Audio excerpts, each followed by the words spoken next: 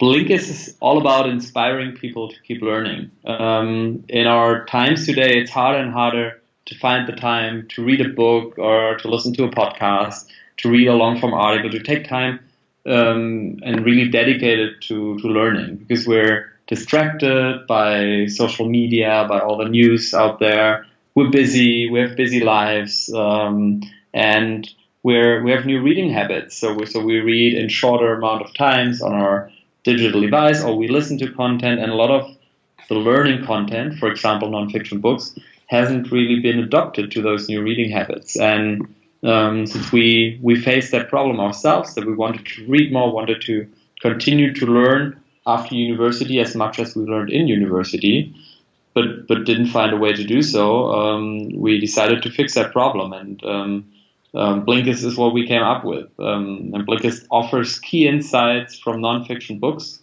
that you can read or listen to in 15 minutes. So we take the gist of a nonfiction book and transform it into a format that we call blinks, because you can read it in the blink of an eye. If you like them, then you have a much higher motivation to go on and read the full book.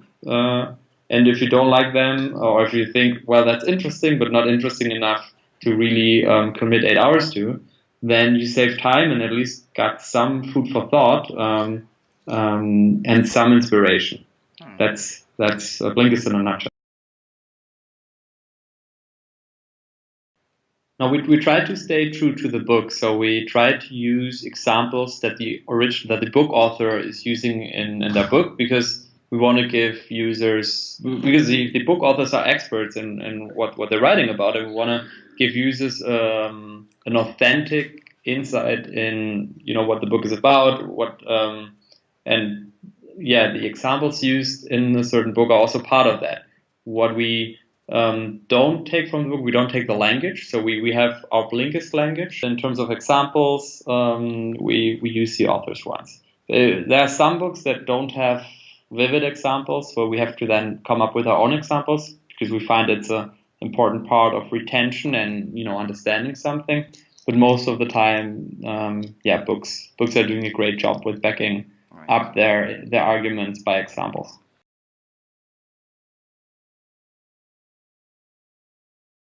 We had the problem ourselves. So initially we built Blinkist for ourselves. We wanted to, we're lifelong learners, but we found it harder and harder to keep learning and keep reading.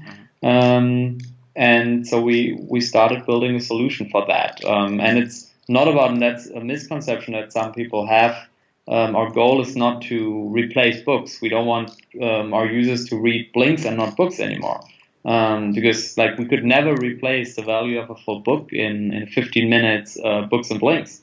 But what we can do is we can make it easier to get started at all. We can lower the barrier to engage with book content and can bring book or other learning content in front of an audience that is not used to read books anymore.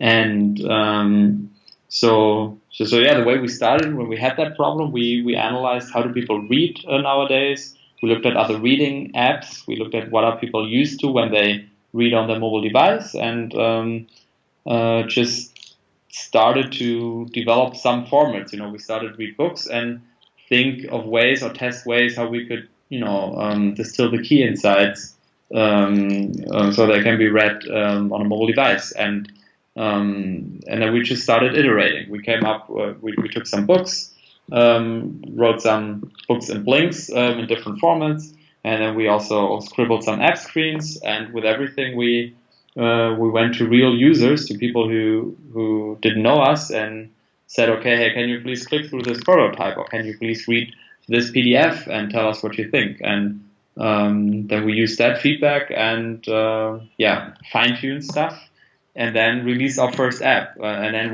once it was out there, we had real users that we could then continue to test with and iterate on app features, on the app user experience, and also on the format.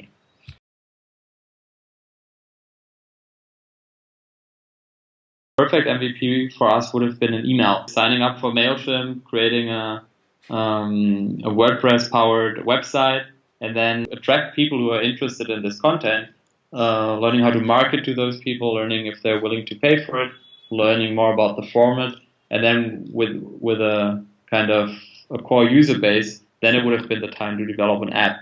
But we wanted, like, this is all in hindsight, you always learn some things that you should have done differently. Our MVP was an app that gave you the opportunity to read books and blinks. We didn't have audio from the start, so it was only a reader. So it had a reader, and it had a mode to discover our books and blinks, but really basic, just I think one stream. We didn't even have categories back then. And then a library, so you could add books to your library and see the reading status in your library. So the core is what you still find in the app nowadays, but now it's a little more sophisticated. We have more content, so we need to think of ways how to organize it in a better way, how to make it easier to discover. So yeah, we've added a lot of stuff, but the core stayed the same, because these are really the core features you need, right? You need a discovery experience for people, you need kind of a library experience where people can organize their stuff, and you need the reader. And well, now we also need an audio player.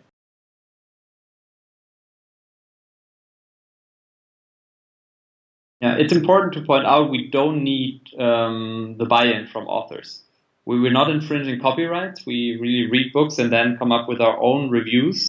Even if we would use copyright protected materials, we wouldn't need the buy-in from the authors, but the buy-in from the publishers, because most authors, say 95% of the authors, give those rights to the publisher, talk to publishers and not to the authors. We just got started and scaled our user base, saw eventually that it's working, that users actually like it and that we're growing, and then started to approach publishers. And we're still approaching publishers. So we have now partnership agreements with some that would allow us to use original covers because they are protected by copyright. That would also allow us to use original quotes, and that would in general just be, make us a partner of a publisher. And some other publishers, they want to wait a little longer to see how fast we can grow and how relevant it becomes. So we're not all the books that we have on Blinkist are covered by a partnership with a publisher right now. But we're really open to the industry.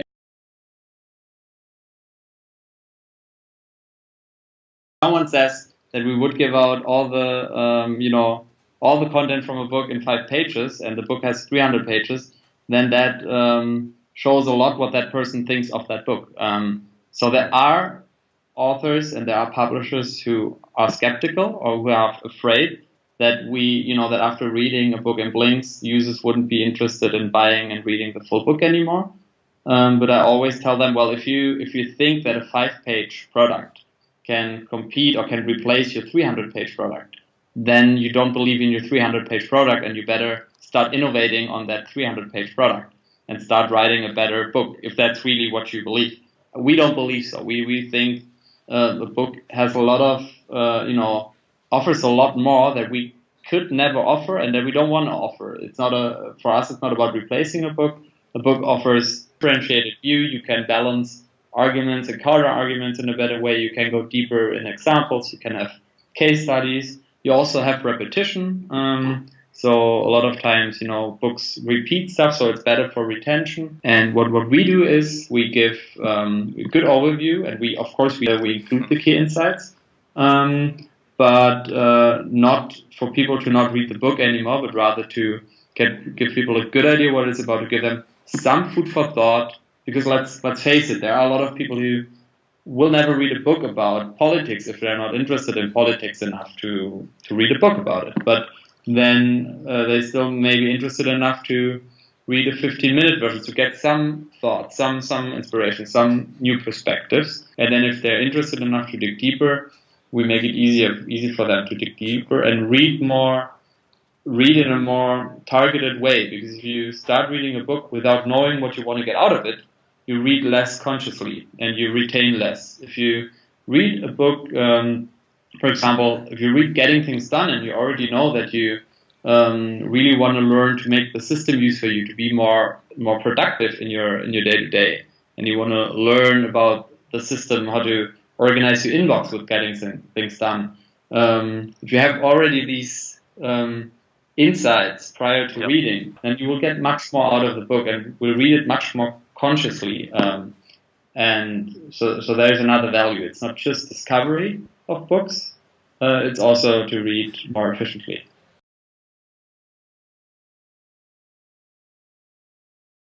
Hurdles that we had from the beginning and that we still have, I think that is inherent to every company, is to focus on the right things, to not do everything at once, but to always be aware of what are the most important goals and milestones that we have to reach as a company to make it to the next level, whatever that next level is, and then really focus on them and learn to say no to other things, learn to say no to opportunities that come in your way or other ideas you may have, but really focus, because especially when we've been a small team in the beginning, there's only so much you can do, and you really have to take some time to think about what is really important and what should I focus on, and then dare to say no to everything else. That was one of the things, as I said, not only relevant in the beginning, but still one of the key challenges and the key levers to grow the business efficiently. Another thing in the beginning, it's always we've all been first-time founders, so none of us had developed an app, none of us had been a product manager or a digital marketer or whatever. Like whatever we started from scratch. Meaning, like we had to read, how is that done? How is this done? How do you manage products? How do you grow your business through paid acquisition? How do you do PR? All that stuff. And that was a challenge, just to learn everything from scratch, to get up to speed quick enough, so you actually know what you're doing and can learn and iterate fast, because you're always working against the time. You have funding, and that funding lasts a certain amount of months or years, and when the funding is gone, you need to be ready for the next round of funding. You need to find an investor who's willing to invest and to fund you. And investors are only looking to fund you if the metrics are looking good. If they see you're growing, better learn fast which of those metrics are relevant, and then how to make them go up, basically.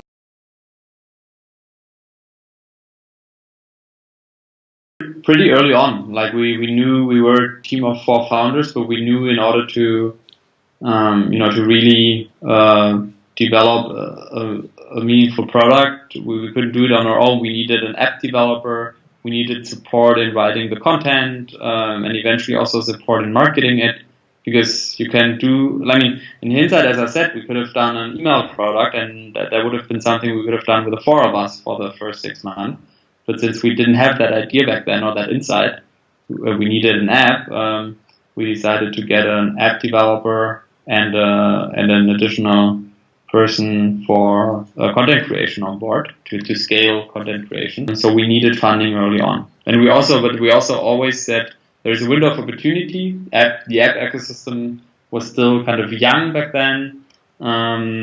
And we thought, okay, if we don't do it right now and grow it aggressively, then others may have the idea and do it.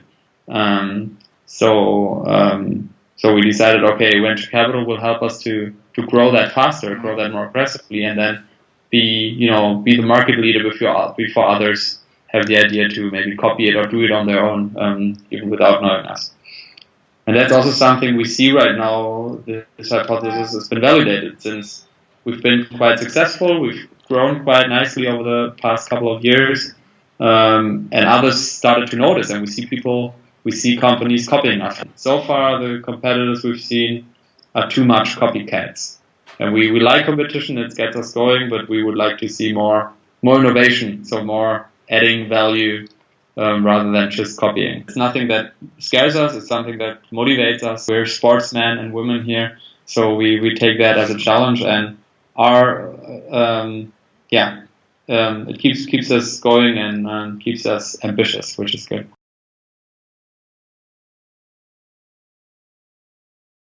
Yes, when we started Blinkist and wanted to raise venture capital for Blinkist, it was completely hard to believe that someone would give us a 6-digit amount. It's something you could build a house with, and then you wanna with a PowerPoint presentation and a prototype want to convince someone to give that amount of money to you to play with, basically. that seemed really hard to achieve, but it wasn't that hard to achieve, because that industry of venture capitalists, it's all about finding motivated young people and funding them, because 1 or 2 out of 10 will make a fortune for the investors with that approach. Yeah, so we did.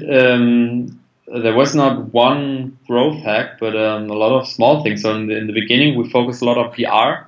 So because that's kind of a grassroots approach. You can, write stories on your own, pitch it to journalists, try to make them see why it's relevant to write about you.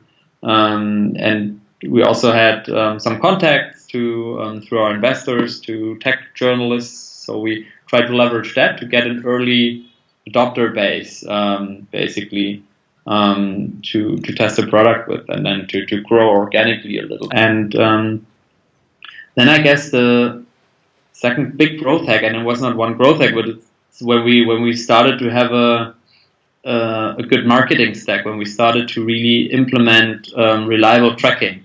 So we would see, and by tracking I mean attribution on mobile and attribution on web. So you see actually when someone clicks on a certain link or on a campaign and then comes to the App Store or comes to your website and signs up, then that you can actually see where that person came from and learn which of your marketing activities would attribute valuable users and which wouldn't. Before there was fog and it was blurry, and then we started to see which things are actually driving users. And there are the usual, the classic channels. You see Facebook, Instagram, you have paid content. In general, content marketing is important for us because we're a content company. There's some AdWords. These classic channels, I would say. And then we also blessed with a really good word of mouth ratio. When people read something on Blinkist, it's kind of natural that when you learn something that is relevant, that sticks with, that resonates with you, then there is a high chance that you will talk about it at some point. In your job or at home, you will say, "Hey, I've read this, and here's a really cool advice I've just read." And then a lot of times people say, "Hey, by the way, I read it on Blinkist." So we see whenever we, invest more money into paid acquisition and buy users through paid marketing, we also see that those users then bring new users through word of mouth.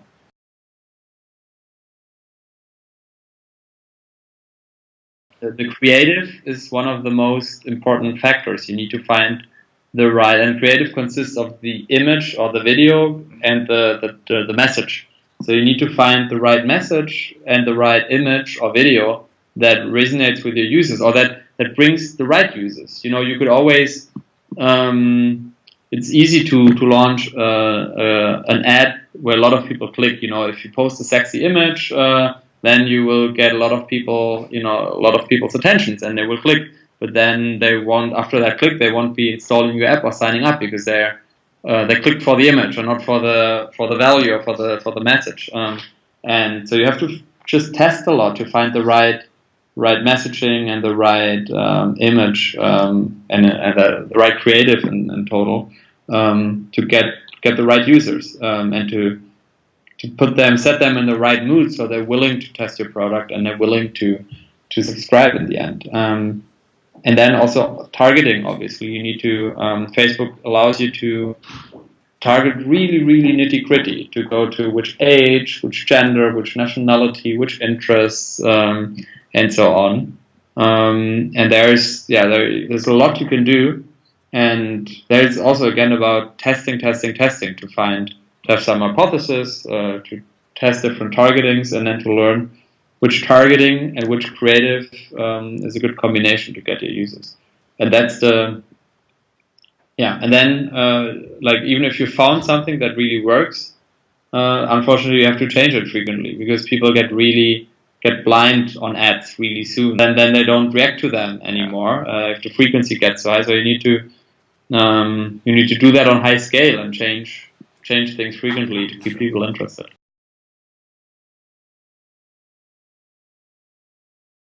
So we have people who screen the book market every week, who see what new books get published, How are they reviewed on certain sites? Are they recommended from journalists, from experts? Are they part of listicles and articles?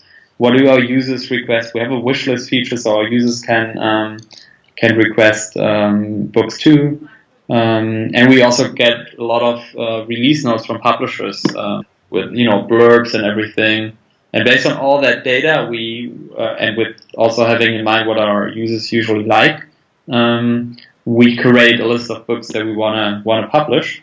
And then we have a big pool of freelancers who are experts in certain fields, who are PhDs or coaches or consultants in different categories. And then say if there's a business book that we want to do next month, we reach out to our business focused freelancers and assign that book to one of them who's available, and then we have that person reading the book, distilling the key insights and writing those blinks in the end. We do have quality management on our end, obviously. So, we read along. We have internal people who skim the book alongside those external people to make sure we always look at it with 2 pairs of eyes at least. And then at some point, with some back and forth and some editing, the blinks are ready. And when they're ready in text, we'll have an additional step to record them as audio. Again, we have an audio producer and a couple of narrators that would then narrate the book. And once everything is done, we get it out there. We publish it, and then our users can enjoy them.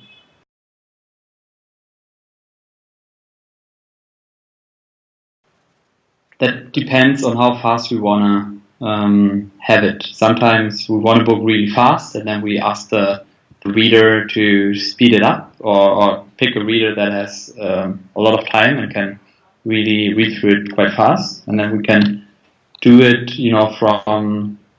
from decision to publishing within 1 working week, I would say. But sometimes we have more time. We don't need to hurry all the time. And then we can work around our freelancer schedule. But since our freelancers, since they're experts, they also have other jobs, and we find that quite important that we have people who not just read, but who also practice their knowledge, because that gives them a different perspective and then makes for higher quality. And then sometimes you need to work around their schedule. Sometimes they need 2 weeks to read a book, or even 3 weeks to make time to do that. And usually you don't need a book that urgently that you couldn't wait for 3 weeks.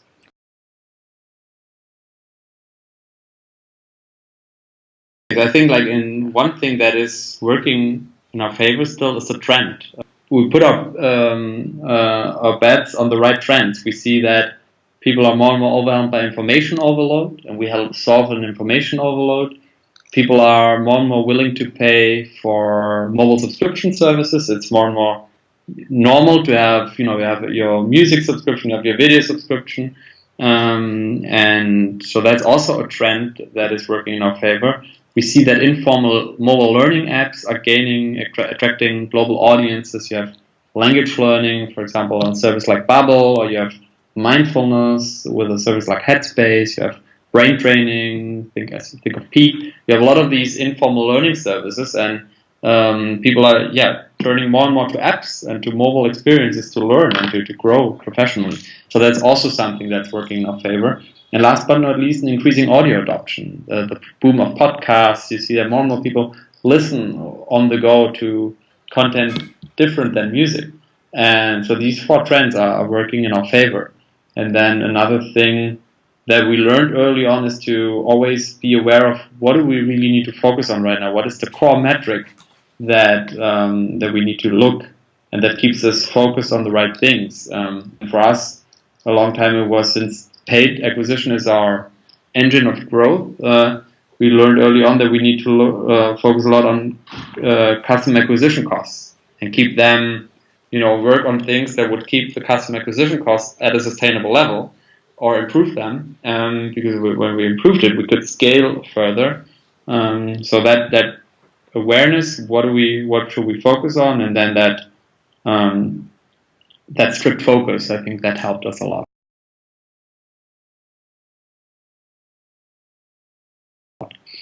Mistakes we've made, I already said it. I think we launched a too complex product in the beginning. It could have been much easier, much faster with much less resources. We also did too much in the beginning. We needed to learn it the hard way to focus. We wanted to tackle too much, and in the end, tackled nothing at all. That was a mistake. I would also say, in hindsight, the 6 months that it was almost 9 months where we were in beta and did that only in German language and hence in German-speaking markets. And it would have been better to launch in English right away, because to use these 9 months to get even more feedback and already a bigger early adopter audience. That was also, in hindsight, a wrong decision. But we, when looking back, I don't think, oh damn, we did it wrong. I think it's part of the journey. You need to do some mistakes to learn from them and build up experience. I mean, all of these things probably in a more experienced founder or an advisor, we would talk to people in the early days, also right now, and try to learn from them. And we've heard probably all of that prior to making the mistake, and we still make the mistakes because sometimes a person finds the right words at the right moment and you really act upon advice, and sometimes you just don't act upon advice because you think your business is different or because you weren't just as receptive for it. And that's okay. That's part of it. And sometimes it's also good to not listen to advice because in the end you know your business best. And it's, I think, what a good thing to learn, to really try to differentiate the good advice from the bad advice. Not do everything what others tell you, but also still listen to others and try to pick the things that are relevant to you and applicable to you, and then try to avoid those mistakes.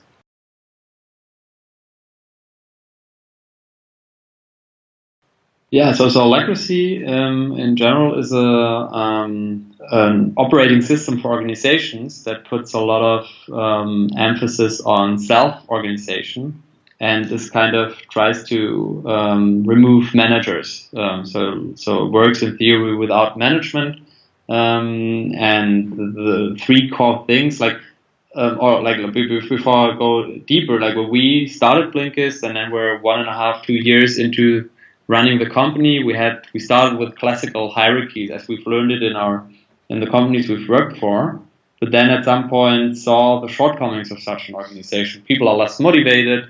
The manager, in that case, us founders, would always be a bottleneck because we would always need to take the decisions, and sometimes we weren't experienced enough, or we didn't have the right information to take the smartest decisions.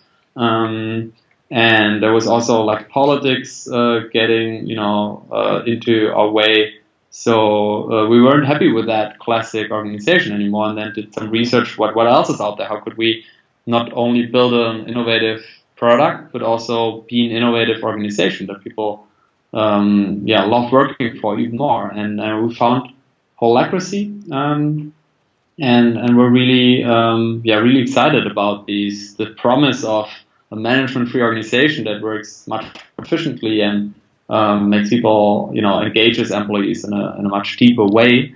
And then we started not to adapt it fully, but we started to take some things that we liked and that we believe would solve problems that we had. And the things that we implemented was in Holacracy you have a structure. You explicitly structure the organization in circles, and each circle in roles again. And then each role can be energized by a person. So as one person, I have one or more roles, and those roles are explicitly described somewhere. And the advantage of this is that there's no implicity anymore, no implicit expectations, but a lot of clarity on these are my roles. And within those roles, this is what I'm accountable for. And these are the domains I am allowed to make my own decisions.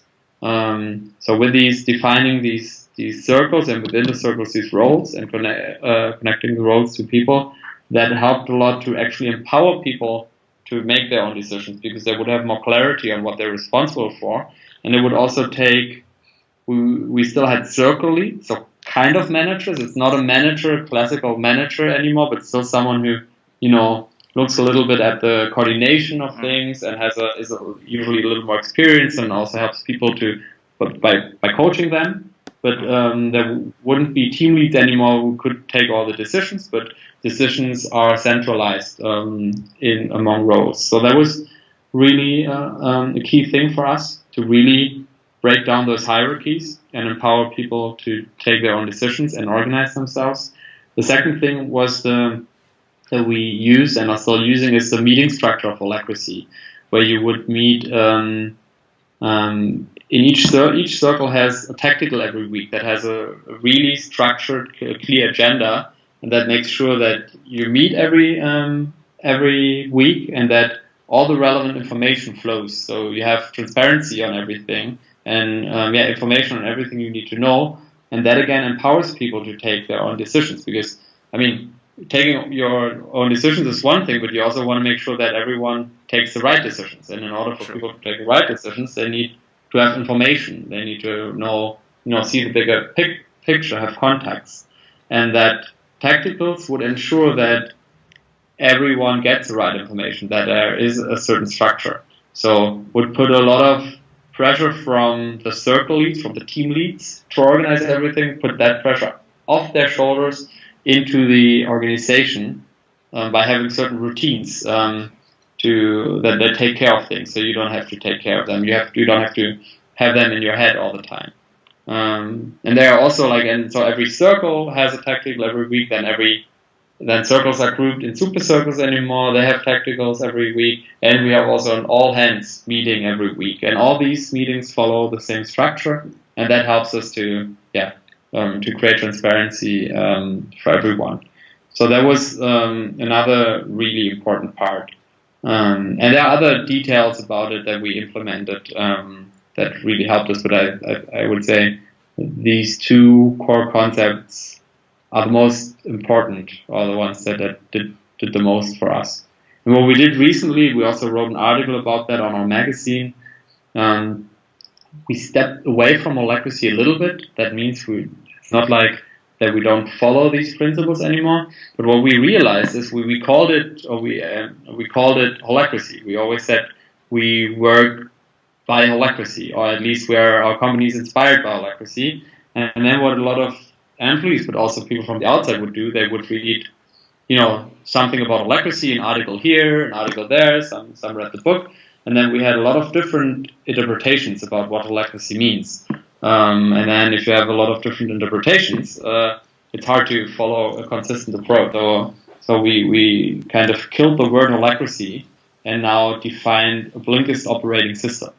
That is, at its core company values, around that core guiding principles, and around those guiding principles, some processes and guidelines or apps, like applications that work on that operating system that would govern things that we find important.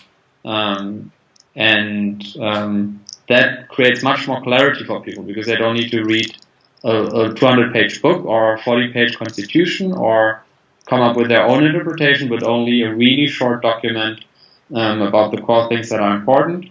And plus having this values and guiding principle as a core makes it also easier to take the right decisions when there is no process. So we're dynamic. We don't want to have a process for everything. We don't want to be that big formal corporate company.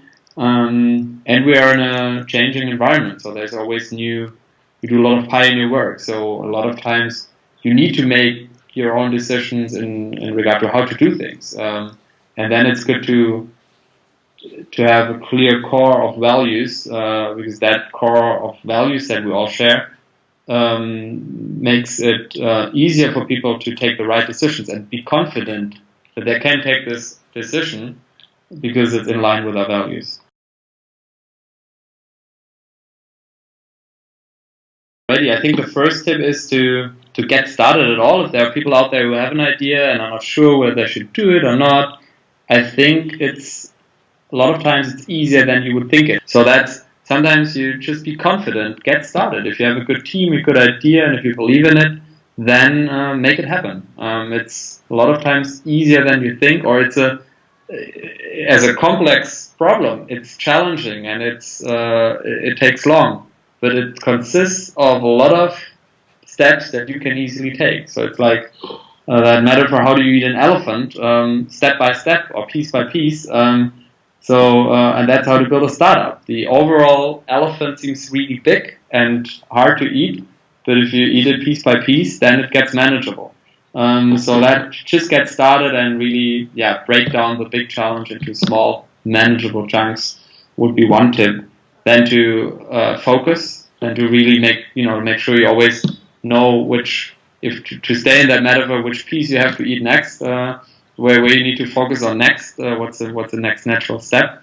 Get advice, like look for experienced entrepreneurs, and look more for experienced entrepreneurs than for investors or for corporates, because investors, they will always also give you advice, and some of it is good, but if it's investors that have been in investment banks and that haven't built a company before, you won't get a lot of good practical advice. Sometimes they're still good at strategy and can help you on a strategic level, but what you want to have is usually more pragmatic, practical advice, and you get that from experienced entrepreneurs. So dare to reach out to people via LinkedIn, and a lot of times people are nice and take 30 minutes to answer some questions, and then learn to filter that advice. So learn to what is applicable for your business and what is not.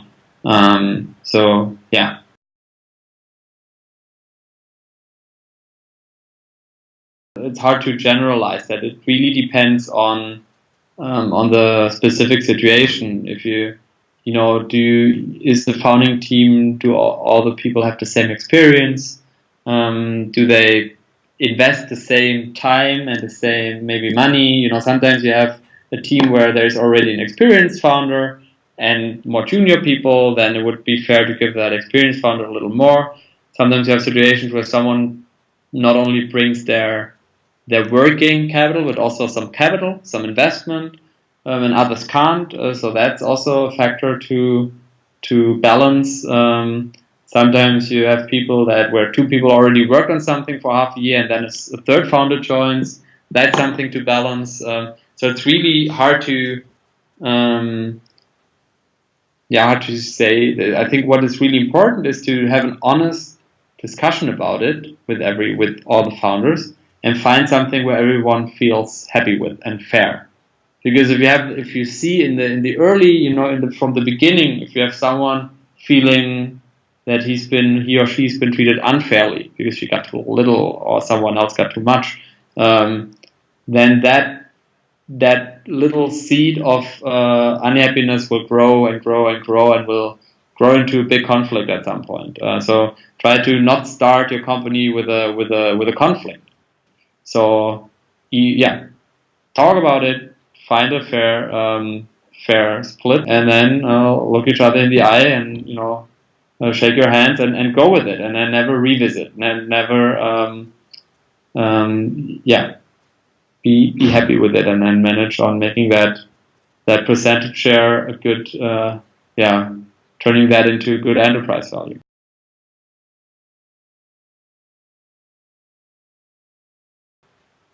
I love Mindset from Carol Dweck because it really opens up a new perspective. It's about, sometimes you would say, I can't do this or I can't do that because I'm lacking the talent.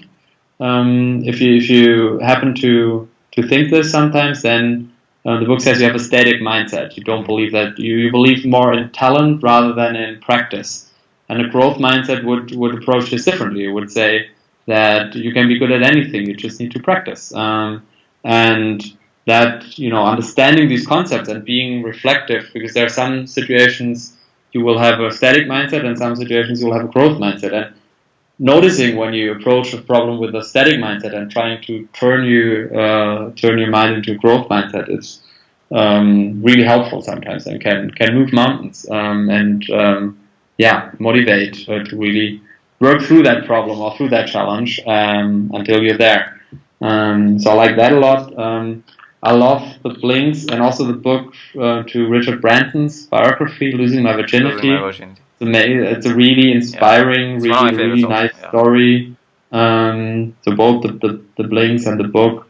I love also, especially for entrepreneurs, so I'm focusing a little more on entrepreneurial books now.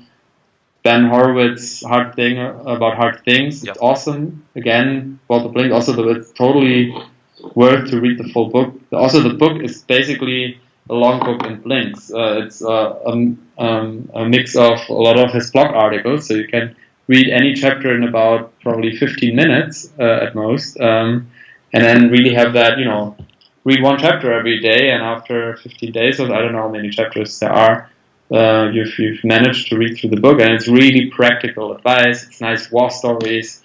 It's just inspiring, interesting to read. Yeah, so these three I think would be the three ones I would recommend.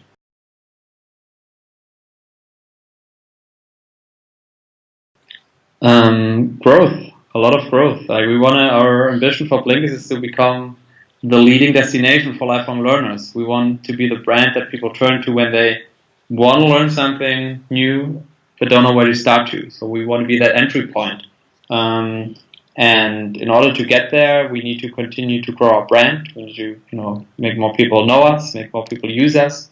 So it's a marketing challenge to grow, to keep on growing through marketing, but then also obviously keep on innovating with the product. I already said there are competitors coming up, user behaviors are changing, so we need to keep innovating. We need to keep the product at the edge of what we can do.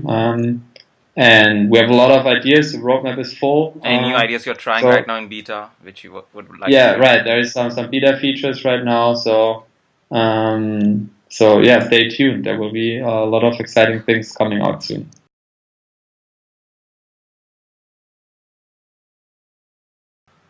I think, when it comes to professional mantra, I go with Richard Branson's "Screw it, let's do it." Just be pragmatic. Just don't overthink. Like, think about things, but don't overthink things. Like, really trust your gut feeling and take some calculated risks and just do things. Just be pragmatic and rather fail every now and then and learn from it than not doing anything at all or thinking too much about it and then doing it too late.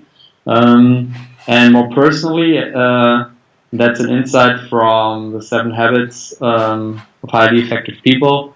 Make time to sharpen the saw.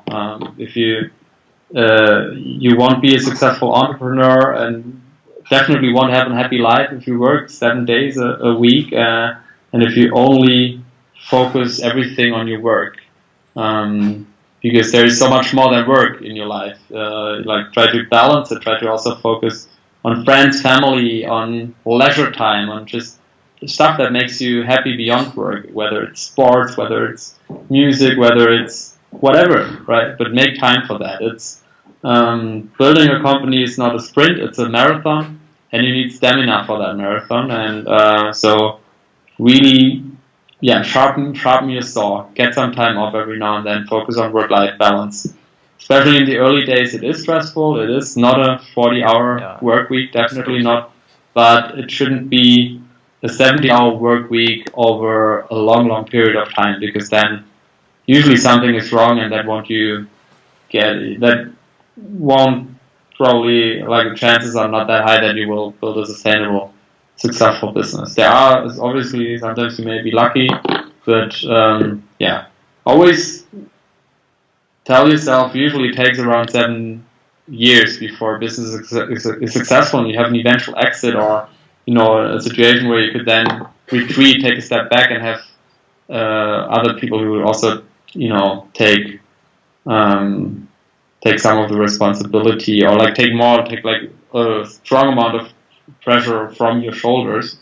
Make sure that you work in a way that you get through those 7 years or longer and don't burn out.